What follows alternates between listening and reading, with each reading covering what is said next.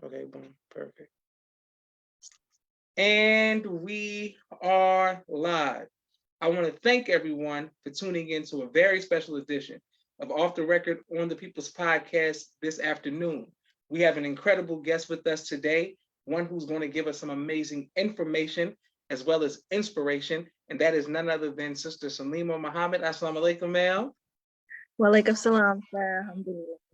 Yes, ma'am. We are very excited to hear from your spoken word, some of your spoken word pieces that you have put together for us today. You've been on before and they've been amazing. So everyone who's watching, please go back and look at her previous pieces.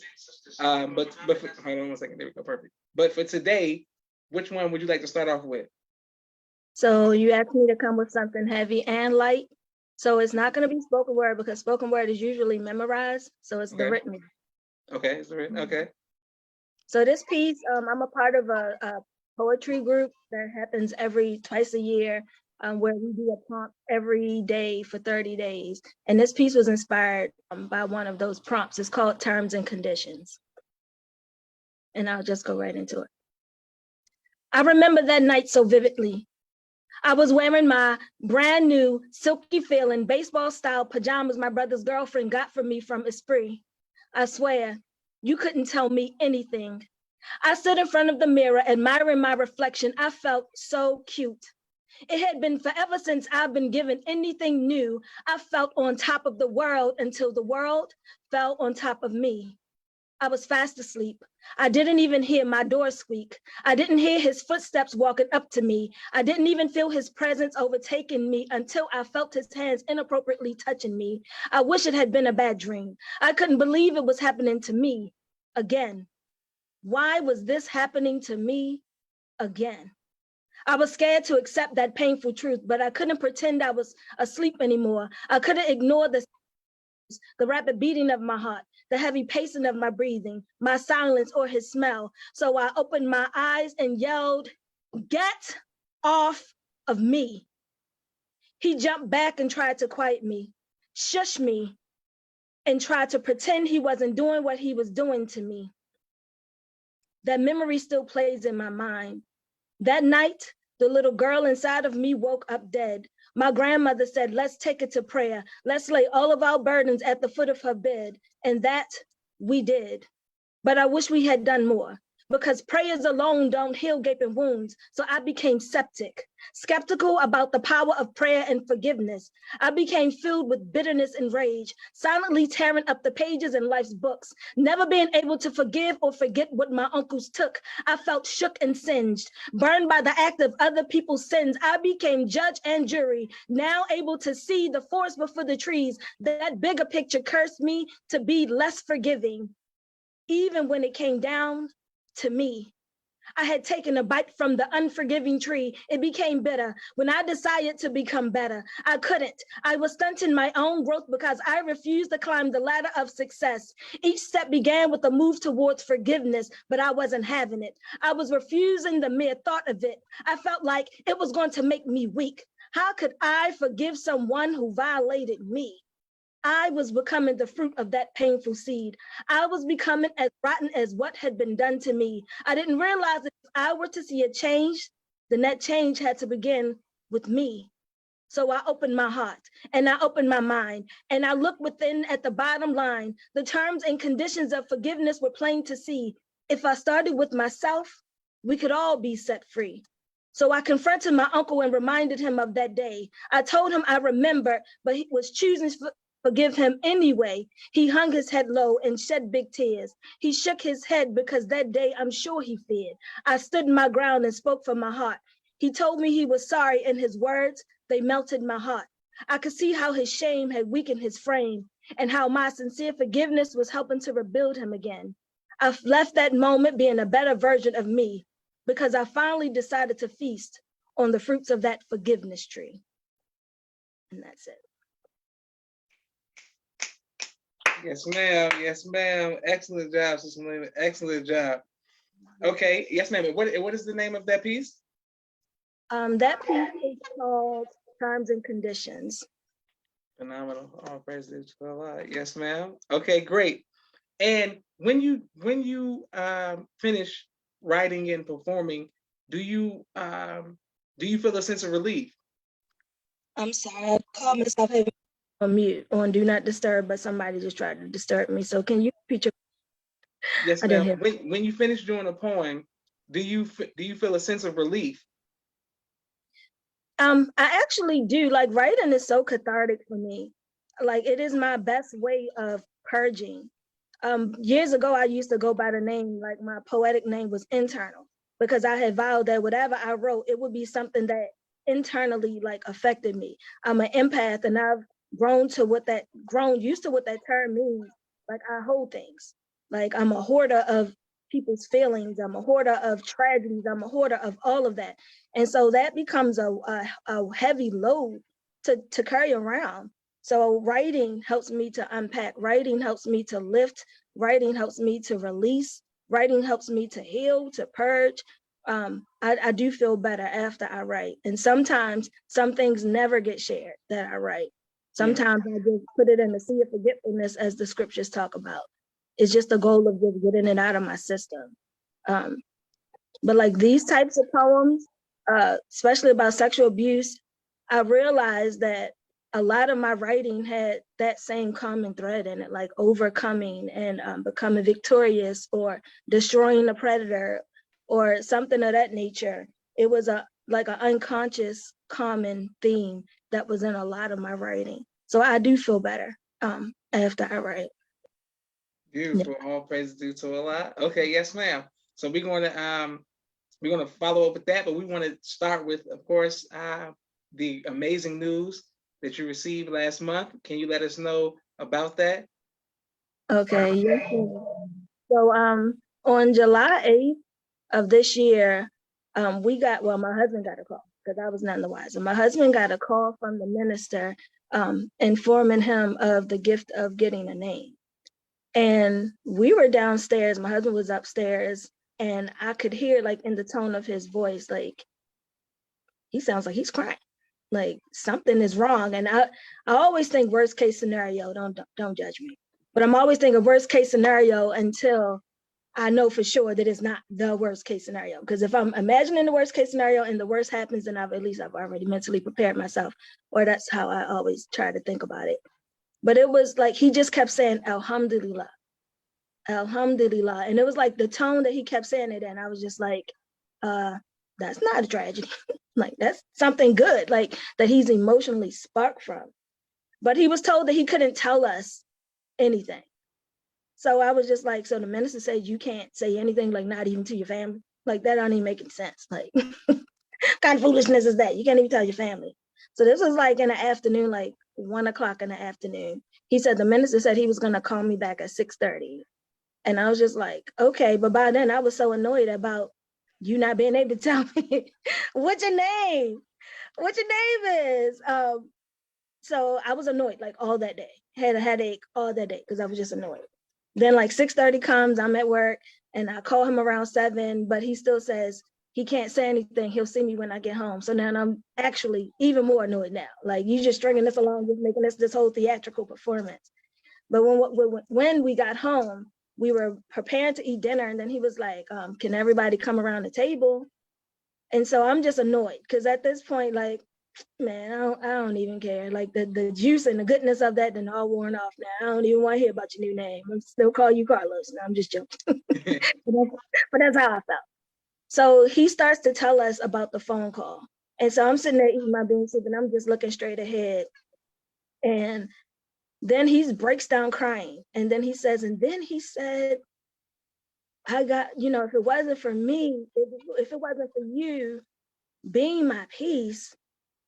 And then he starts going in and he starts like breaking down crying. He was like, and the minister named you Saleemah. I nearly choked on my food. Like I nearly choked. Like honestly, I was frozen. Like I just kept looking straight ahead. Like, oh Allah, it felt like this big heavy weight. Like I was all pumped to help him celebrate getting a name. Like honestly, like I was all pumped and ready to help him celebrate his name because he does a lot of work in our city.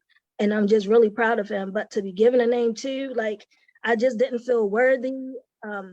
of even being thought about by the minister, for even having it to even be thought about so far, so far away, like in the name itself, peaceful, healthy, and sound, which are all things that I really strive really hard to be.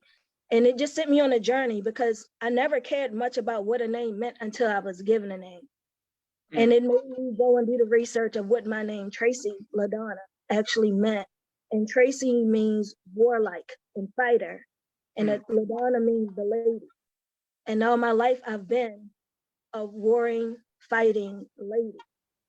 And so to be fighting for peace, unconsciously walking into what that name is, it's just so humbly. Like I honestly, like it makes me feel emotional. I didn't get emotional then. Like I was just in shock and like really in shock for a long time. I didn't even tell like people close to me really until today because I didn't want them to see it on your show. Like I sent the text out to my family today, like, hey family, on July 8th, and my coworkers, because I had to digest it myself. Like it's a gift that I have been wrapping and unwrapping since the 8th. And it just makes me feel so humbled. To be seen. It's one thing when you out there trying to be seen. And it's a whole nother thing when you just in the background helping. And that's how I feel like I've always just been in the background helping. I don't need to be seen. But as it shows, like sometimes the minister sees like the unseen and he knows, and it's just humbling. It's really humbling, Brother Josh, honestly. And I pray to Allah that I live out the weight of what that feels like, because honestly, like it felt like a weight, like a big heavy weight.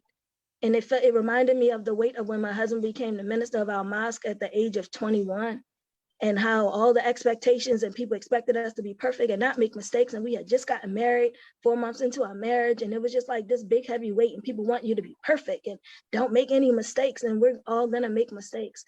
And it almost felt like Allah was allowing the minister to marry us again to this faith, to give us this ring, which is the commitment of these names, to recommit and rededicate and become remarried all over again to the thing that we say that we believe in and that we love and that we'll fight for and that we'll live for and that we'll die for.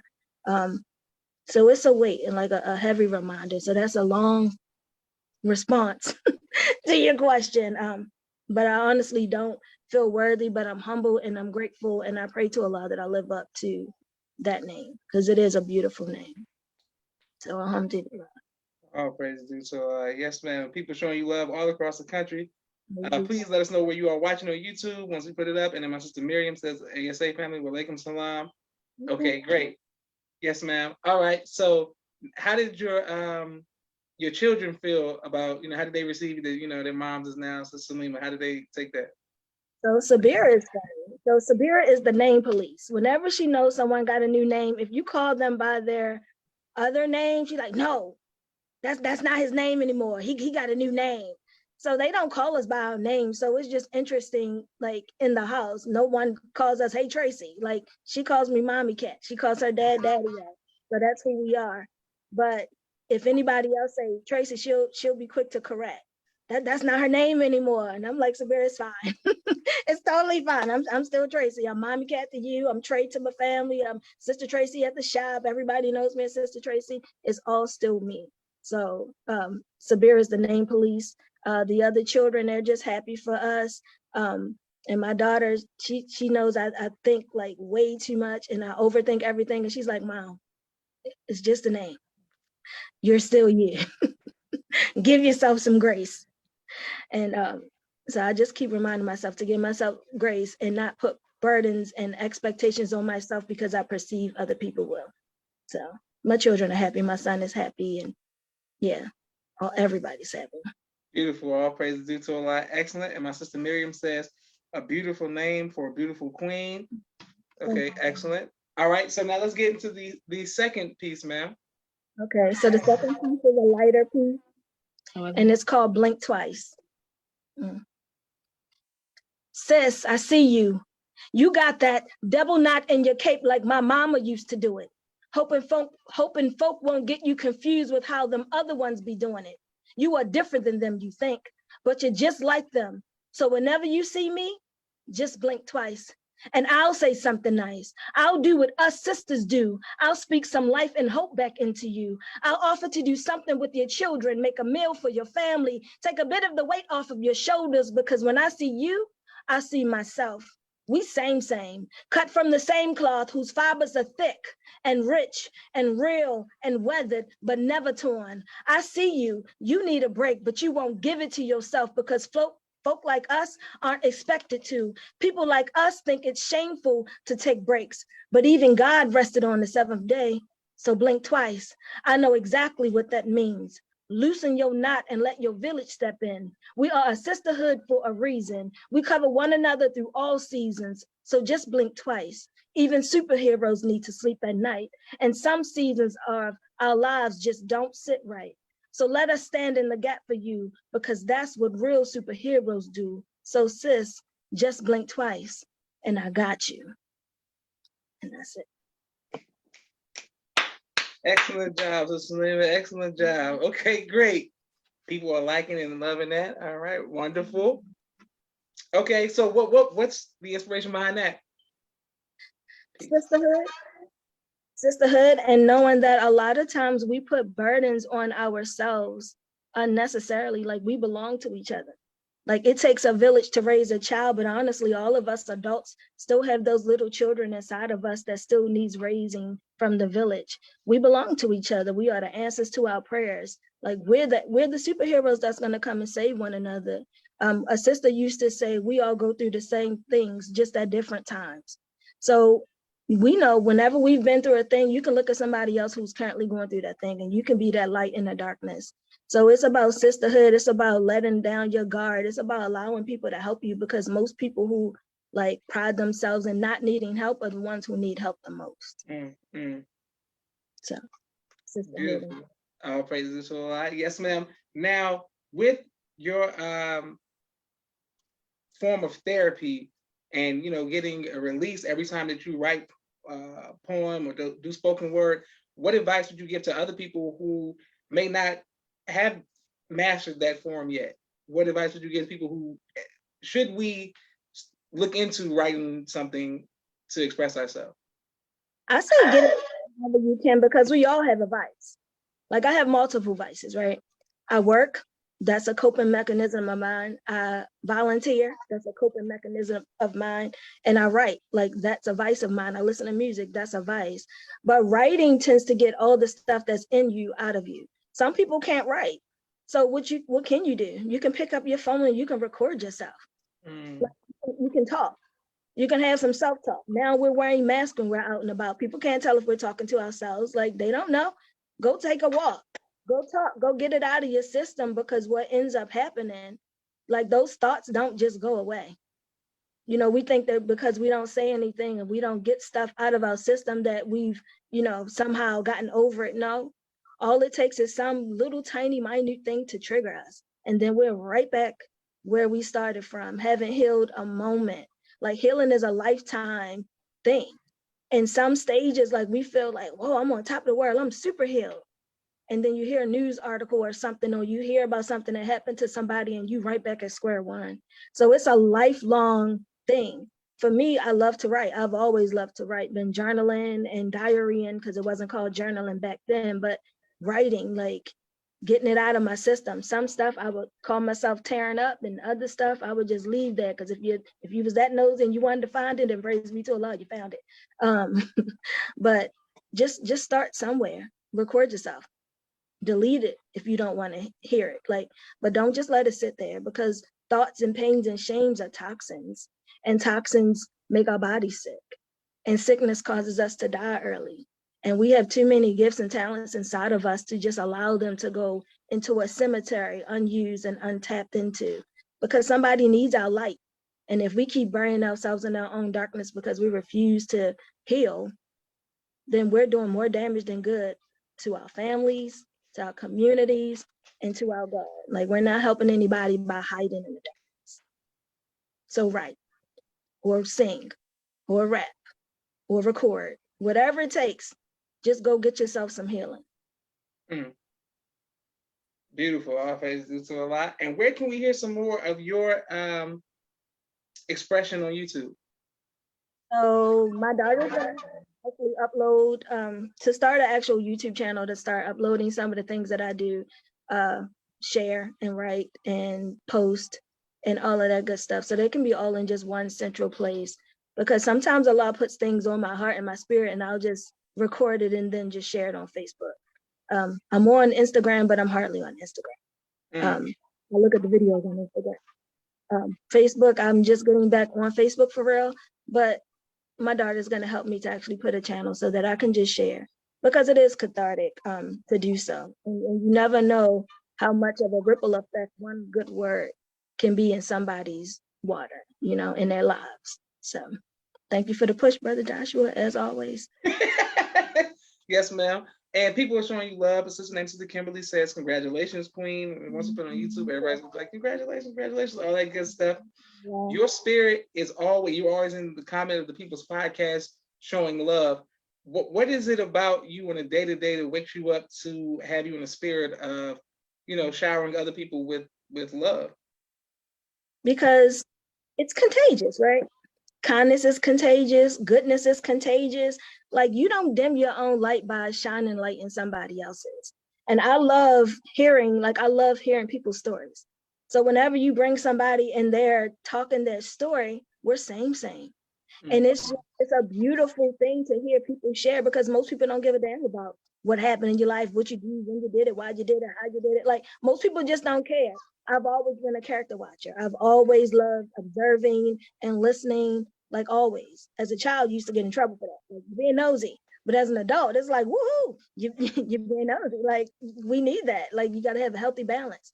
But I love, if something piques me, like, I love saying, hey, that was awesome. That was beautiful. Thank you for sharing that. If I see somebody in the street and they look beautiful to me, I'm going, hey, sis, you looking good. Hey, brother, you looking sharp there today. Like, it's contagious. You never know. Your Uncle Jamil used to always say, you never know what a kind word can do for somebody. A smile can save somebody's life. A greeting or an acknowledgement could save somebody's life. Like, you just never know. And in saving their lives, you're actually saving your own, because kindness and goodness and love is contagious. It's infectious. It's more infectious than Corona. It's more infectious than monkeypox. Like, imagine if we all just showed some love and some kindness and was just genuine about it. Like, for no, try not to receive no benefit. Like, that's one of my sincere prayers. Oh Allah, please give me the strength, the desire, and the drive to do good and to be good, simply because it is good, and not because I'm trying to cash in on the benefits of that goodness in this lifetime or the next. I just want to be good. And I really strive every day to settle on the best part, like in all parts, in all things, because that makes me feel better. Like, it's ridiculous to just walk around, woe is me, when light still exists, right? Like, we have the opportunity to pull ourselves up out of darkness when we know light exists. So if I see some light in you and I'm in a dark place, dude, I'm going to pull on your light. Give me the light. Give me the light. From any sort, give me the light. I'm in the dark. Give me that light. Wonderful. And on that positive note, we want to let you know that, as you already know, we want to let the public know that Sister Saleemah has an open invitation to come on the People's Podcast. Whenever she has a new piece, whenever you want to just come and let us know what's going on in your life and the life of your family and the life of people in the mean streets of Baltimore and the wire, you know what I'm saying? If you ever, you know, feel free to say yes. Yeah, it's not as bad as you think. We do have some rough spots. But it's so many beautiful spots in this beautiful city of ours. The Wire gave us a horrible reputation. Like, it really did. Everybody who comes here, that's the first thing they say. Oh, the Wire, you're from the home of the Wire. I'm like, but we're the home of the spoken word. We're the home of all kinds of good stuff. Like, this is a beautiful, artsy, eclectic town. Like, every day of the week, there's something artsy happening, whether it's comedy or poetry, every day of the week. Theater, every day of the week. Like, painting, sculpting, every day of the week. This is one of the most beautiful, genuine, real places that you will ever come to. You won't have anybody like faking. Like, they won't be faking it. If they like you, you're gonna know it. And if they don't, you're gonna know it. So You will love Baltimore, Brother Joshua. And I look forward to coming and letting you take me to some sculpting places and all that, because I never had no idea that Baltimore had theater, and that's why you gotta connect with people who function on a high tone scale so that you can put me on to those type of places. Yeah, I have to connect you with Mama K, because they have a theater production company that's been in existence for over 20 years. I think I told you about it before. But Wingwood Productions, they do social theater for change. And they have it from the adults down to the babies, and their performances, I never leave any of their performances without like having tear stains down my shirt, because they hit you hard and they don't shy away from hitting the hard topics, from slavery to sexual abuse to fatherless children to drug addiction to, like, you name it, they've done a piece about it. You know how we say the minister has spoken on every topic under the sun? Yes, ma'am. The theater group has performed on every topic under the sun. And it's meant to make you think and to do something about it and be a change in the community. So I definitely need to connect you to Mama K and Windward Productions.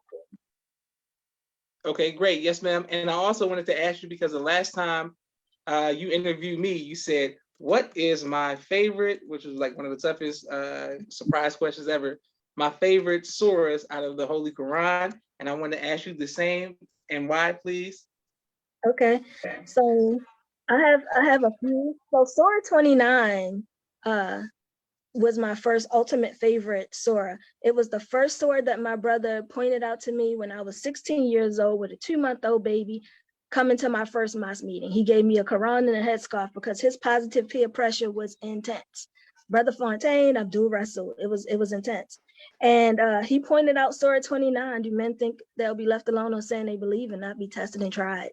And in my mind, I'm like, dude, I just came to one mosque meet now. You just, you laying this on thick, sir. You laying this on super thick.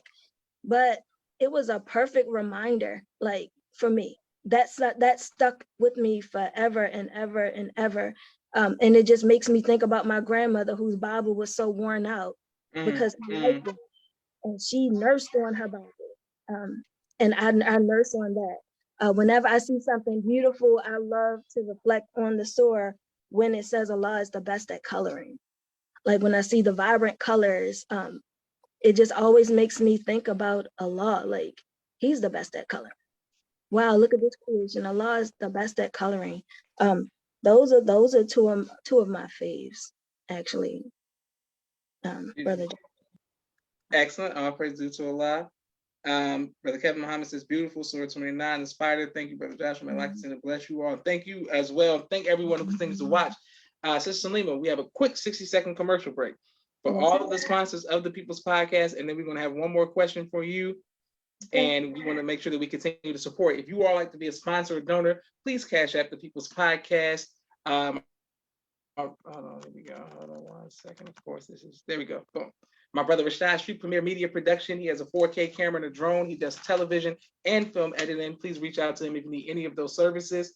My sister Miriam, ABC I Love Me children's book, coloring book, and now Spanish book. All three available on Amazon.com. My sister Naima, Stay On Point Dance Academy, LLC. She teaches ballet virtually to young girls all across the country and right here in the studio of Atlanta, Georgia. Raw Communications. If you're working on a book and you need copy editing, project management, content development, or media relations, please reach out to Raw Communications. Also, Student Minister Robert L. Muhammad out of Austin, Texas. Conflict mediation, squashing the beef throughout the Southwest region. He does a phenomenal job. His wife, Sister Fudia Muhammad, giving birth to a God in the science of child rearing. So please make sure you get her book, Sister Fudia Muhammad.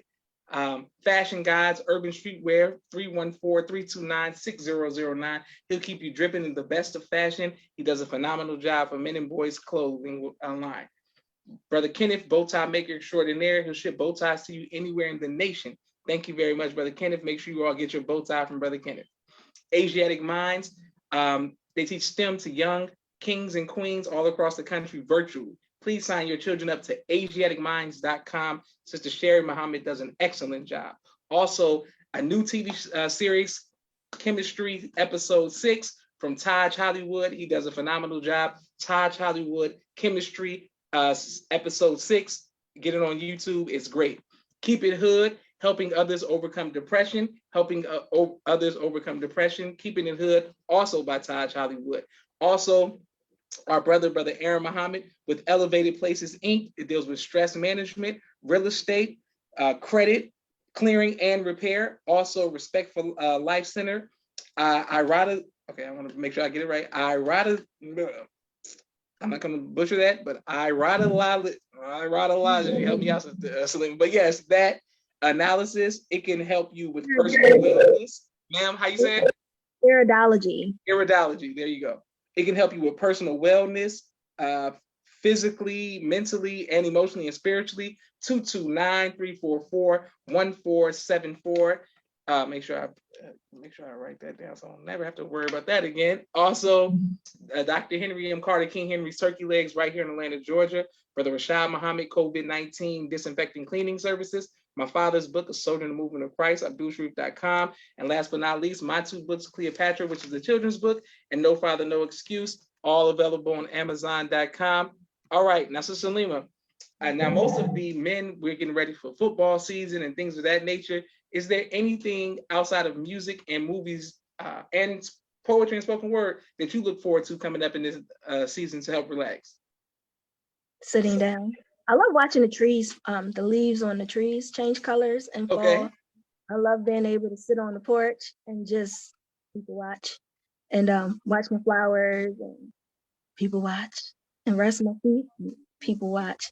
But no, I'm looking forward to the changing of the seasons and seeing things change and just thinking about the possibility of what they will blossom and bloom into the next year. And just spending time with my family that's forever changing and growing. The older I get, the more I appreciate the little things, like just sitting down and being able to just relax and not be stressed as much as I would have in previous years. Beautiful. All praise due to Allah. Excellent. So I want to thank everyone who's watching on Facebook and now about to be watching on YouTube. I want to thank Sis Saleemah for giving us amazing, incredible spoken word pieces. Both of them. One I'm going to chop up later on today to make sure we put them on Facebook, Twitter, and Instagram.